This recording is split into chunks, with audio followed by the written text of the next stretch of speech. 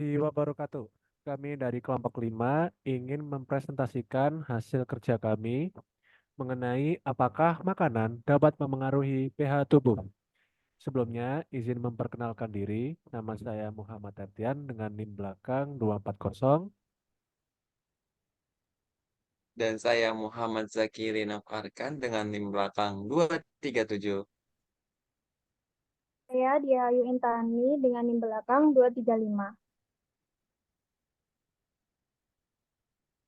Saya Imelda Minhatul Maula dengan NIM belakang 239. Saya Trisna Nursafi dengan NIM belakang 251. Saya Eki Anaka Budiono dengan NIM belakang 227. Saya Aldiana dengan NIM belakang 221. Saya Tania Fatin dengan NIM belakang 228.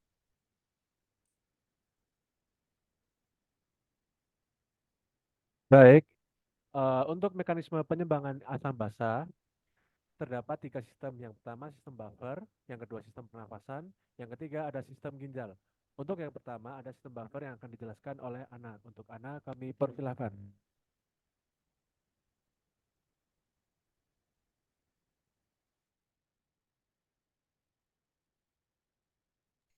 Baik, untuk yang pertama mengenai sistem buffer. Jadi tubuh manusia memiliki mekanisme canggih untuk menjaga keseimbangan asam basa yang dikenal sebagai keseimbangan pH. Keseimbangan ini sangatlah penting untuk kelancaran fungsi organ dan juga metabolisme tubuh. Berikut adalah beberapa cara tubuh untuk menyeimbangkan asam basa. Yang pertama adalah sistem buffer bikarbonat. Sistem buffer bikarbonat merupakan sistem buffer utama dalam darah dan cairan ekstraseluler. Sistem ini bekerja dengan menetralisir asam dengan mengikat H+ dan menghasilkan CO2 yang dikeluarkan melalui paru-paru.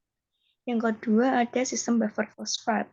Sistem buffer ini ditemukan di dalam sel dan membantu menjaga keseimbangan pH di dalam sel. Dan yang terakhir ialah sistem buffer protein yang ditemukan di dalam darah dan sel dan membantu mengikat H+ dan juga OH-.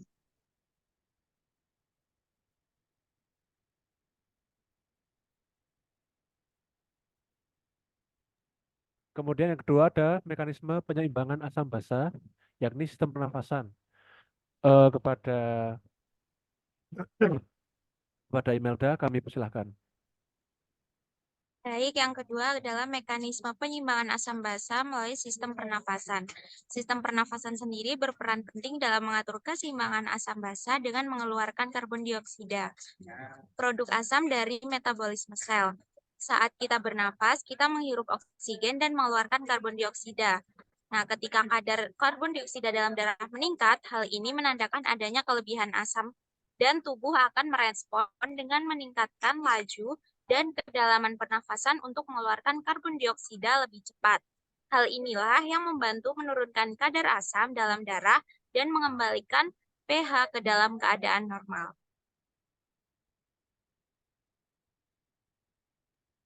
Yang ketiga ada sistem ginjal. Untuk sistem ginjal akan dijelaskan oleh Arum. Kepada Arum kami persilahkan. Yang ketiga adalah sistem ginjal. Ginjal memainkan peran penting dalam menjaga keseimbangan asam basa dengan menyaring dan membuang asam dan basa dari darah. Ginjal dapat yang pertama menyaring H+ dari darah. Ginjal dapat menyaring H+ dari darah dan mengeluarkannya dalam bentuk urin. Yang kedua, memproduksi bikarbonat. Ginjal dapat menghasilkan bikarbonat yang merupakan basa yang membantu menetralisir asam dalam darah. Bikarbonat kemudian dikeluarkan dalam bentuk urin. Kemudian yang ketiga, mengatur reabsorpsi ion bikarbonat. Ginjal dapat mengatur reabsorpsi ion bikarbonat dari urin. Hal ini membantu menjaga kadar bikarbonat dalam darah dan mencegah asidosis.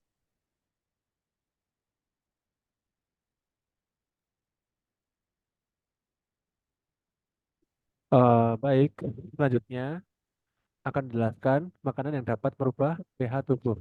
Kepada Intan kami persilahkan.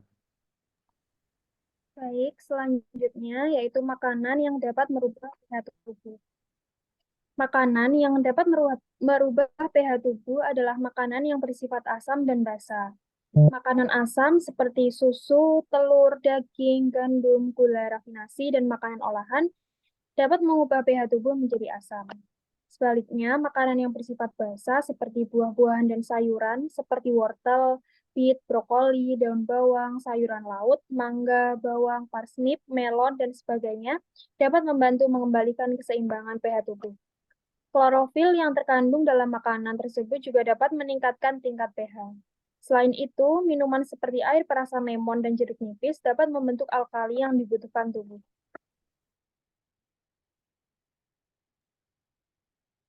Baik, kemudian akan dijelaskan mekanisme penyimbangan pH tubuh oleh Tania. Pada Tania kami persilahkan.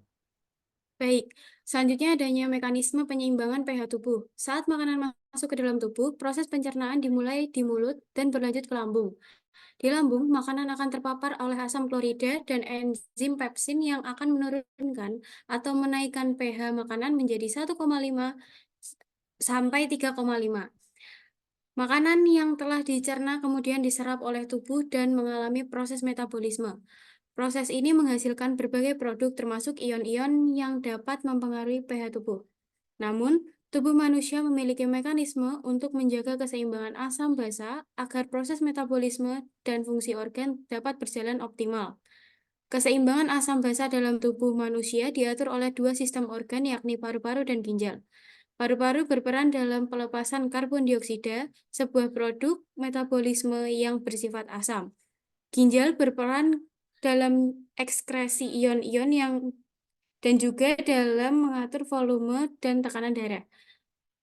Makanan dan minuman yang kita konsumsi dapat mempengaruhi pH urin.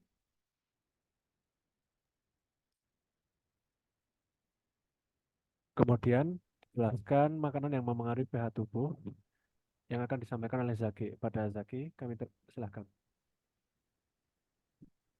Baik, selanjutnya yaitu makanan yang mempengaruhi pH tubuh. Makanan atau minuman yang kita konsumsi biasanya itu sangat berpengaruh terhadap pH urin. Contohnya seperti mengonsumsi makanan yang cenderung asam, misalnya seperti daging sapi dalam jumlah yang cukup banyak, maka beberapa jam kemudian urin akan memiliki pH yang lebih asam dari biasanya. Namun, sangat penting untuk diingatkan bahwa meskipun makanan dan minuman yang menyebabkan perubahan besar dalam pH darah karena tubuh memiliki mekanisme untuk menjaga pH darah tetap stabil.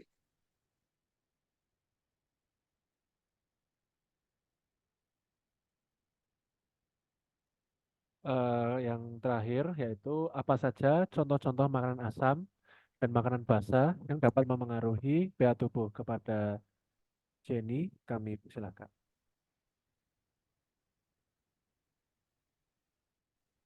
Baik, selanjutnya ada makanan asam yang mempengaruhi pH tubuh.